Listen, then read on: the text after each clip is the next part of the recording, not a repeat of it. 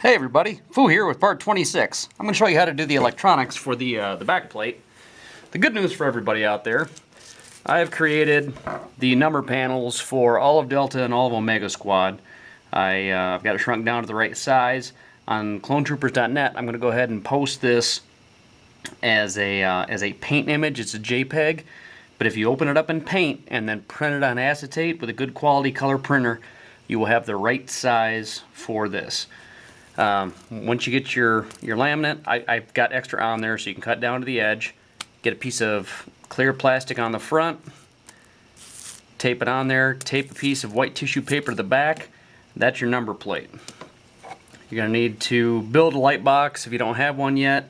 Talk to Talon, he's going to make one for future kits, but it's real simple to make. Just make a little box that is wide enough for a 5mm LED to fit up inside of. Drill 3 holes in the bottom row. Those 3 LEDs will light the box. The tissue paper diffuses the light, and you'll have this glued to the front, and then you just put Velcro around the edge, Velcro on the inside of the pack, goes right into place. So I've done all the legwork for you on that. You can thank 4 or 5 lunches where I didn't eat. I spent it all on PowerPoint creating that bad boy for you. Alright. I am by no means an electronics guru, but what I have learned is to lay everything out so I can see a circuit. So what I've done here is I'm going to run this off a 9V. If you're running 3 5V LEDs off of a 9V battery, the reduction in voltage between 3 of the LEDs is not enough, so it'll blow the circuit. So I use an 82 ohm resistor. They're going to come in a pack kind of like this. 82 ohm. They're going to have long strips on them if you've never worked with them before. I trim those down. This is for if you're putting it into boards so you can get them into place before you snip them. But since we're just building it into a wire circuit, I snip it down. I stripped all my wires down so I've got room to work. Good pair of wire strippers is vital. Same with the LEDs. They're going to have really long prongs on them. I don't like them that long, so I'm going to go ahead and snip them off down to where it's not going to get caught on things, but I can still solder my wires onto it. The flat, if you look carefully at the LED, yeah, you're not even going to be able to see it here, but if you feel it, there's going to be a flat side and a rounded edge.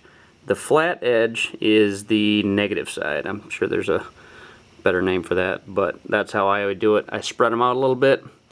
I use flat as negative, so I'm going to have my positive wire come on to here, and then I'm going to loop. I'm going to run these in series. Series means that the electricity goes from one spot and keeps going around and comes back to the original spot. If you hear somebody say they're running it in parallel, it means the battery goes out to each individual piece on its own. So we're going to run this in series, and I've laid it all out. I put shrink tubing, prep shrink tubing on all my pieces, because nothing sucks worse than to get your weld in place or to get your solder in place and realize that you don't have any shrink tube there. So let me zoom in here a little bit. Okay, I use just a little battery operated soldering iron. You can use a plug-in one, but this works well. Just runs off 3 AA's. Take the positive, wrap it around one end of the resistor until it's going to stay on its own, and you're going to be able to get the shrink tubing over it when it's done.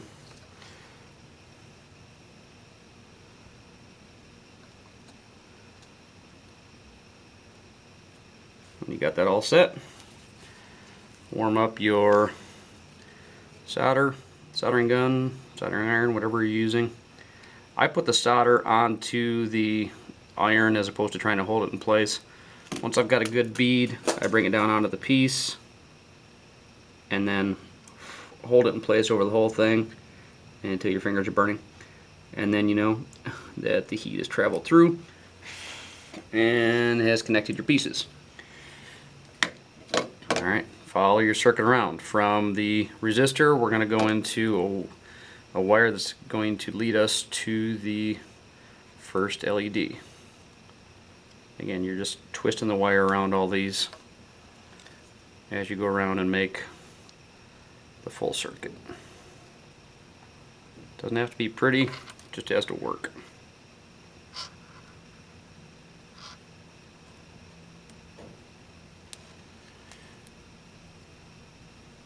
Some people have little workbenches that hold all the wires and everything in place for them.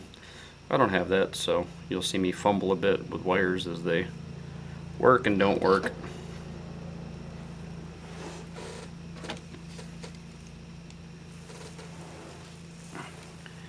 Again, heat it up.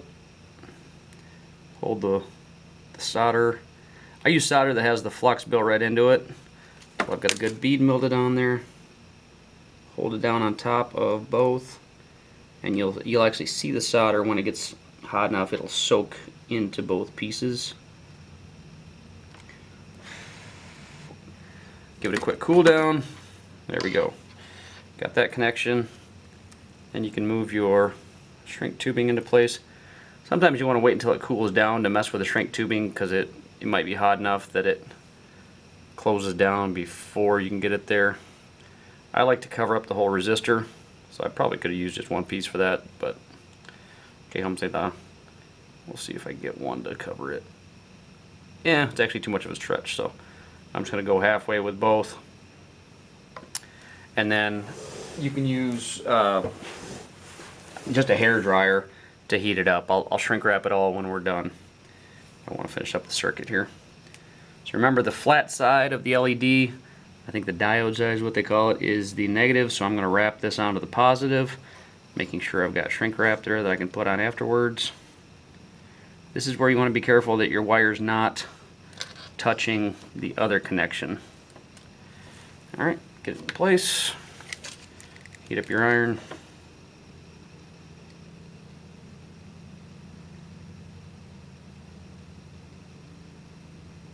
And get a good bead on there.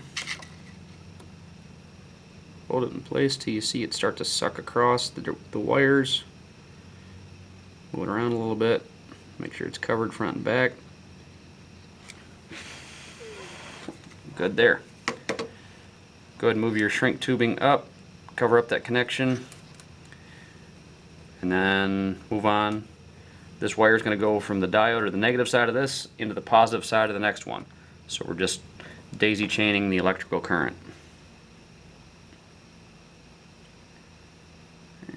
Diode side's negative. I want to go to the positive. So the negative leaves that one. It's going to go to the positive.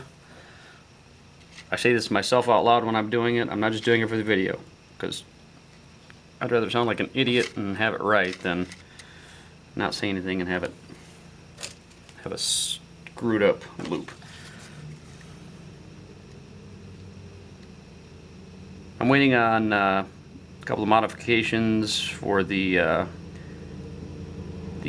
backpack, the pods specifically for a Darman or a Scorch. So once I get those, I will go ahead and finish up the backpack videos. But you'll do this same procedure for either a TZA back panel or the backpack for any of the RCs. Same kind of light box. Alright, I'm going to go into the positive side of my next one. I'm using white LEDs for this. Don't bother with blue, you're going to get less lumens out of it. And you're diffusing it anyway, and I made the number box with the right color blues. I worked a long time to get the right color matches, so take advantage of that.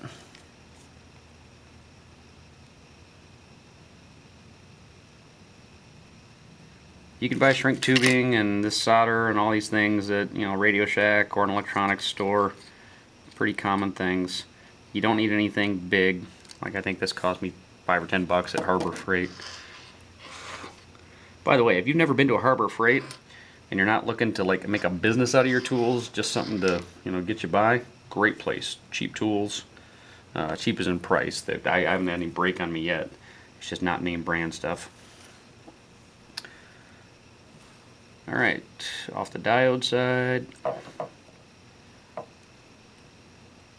Cut this wire a little short.